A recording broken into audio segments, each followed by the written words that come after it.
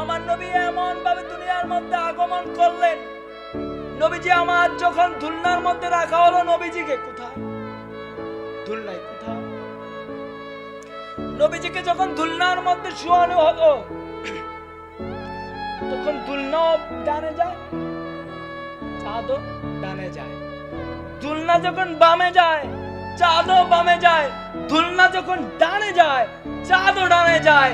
নবীজিকে বড় হওয়ার পর জিজ্ঞাসা করা হয়েছিল, ইয়া রাসূলুল্লাহ নবীজি, এই যে দুলনা কেন ডানে যায়, চাঁদও কেন ডানে যায়? নিজে নিজেই দেখতে পেলাম শুধু নিজে নিজেই লড়তেছে। ইয়া রাসূলুল্লাহ, আপনার দুলনার পাশে তো কোনো লোক ছিল না, আমরা দেখি নাই, কোনো বাতাসও ছিল না, আমরা কোনো কিছু দেখি নাই। আপনার দুলনাটা শুধু একটা জায়গায় লটকানো ছিল। দুলনা তো দুলনাই, লটকিয়ে থাকে। দুলনা লটকিয়ে না থাকে কি দুলনা বলা হয়? নত তো বলা হতে চেয়ার কে দাঁড়া, ঠিক কিনা বলেন? এই জায়গার মধ্যে নবীকে জিজ্ঞাসা করা হয়েছিল, ইয়া রাসূলুল্লাহ, কোনো কিছু দেখি নাই, কোনো কিছু দেখি নাই। এই জায়গার মধ্যে কেমন করে দুলনাটা টানে যেত, একটু যদি বলতেন মেহেরবানি করে, কেমন করে চাঁদটা জানে যেত।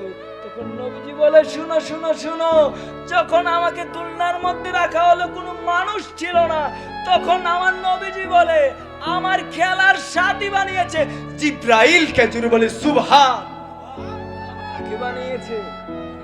ফেরেশতাদের সরদার যিনি, তাকে বানিয়েছেন। জুড়ে বলে সুবহান। কাকে খেলার সাথী বানিয়েছেন? কাকে? নবীজি বলেন জিব্রাইলকে খেলার সাথী বানিয়েছে, আর খেলনা বানিয়েছেন আমার আল্লাহ চাঁদকে। আরে বুঝে না রে বাঙালি, জুড়ে বলে সুবহানাল্লাহ।